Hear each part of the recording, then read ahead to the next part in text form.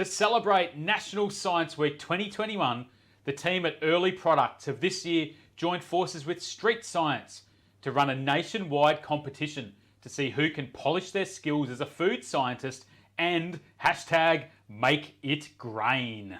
To participate, simply get your hands on some kefir grains and produce the greatest yield possible across the month of August. To take it to the next level, show us how creative you can get by adding a variety of flavours. The heaviest kefir harvest and the most exciting flavour profile will win some amazing prizes. For more information and to get involved, check out Street Science TV on YouTube or look up hashtag make it grain on the National Science Week website.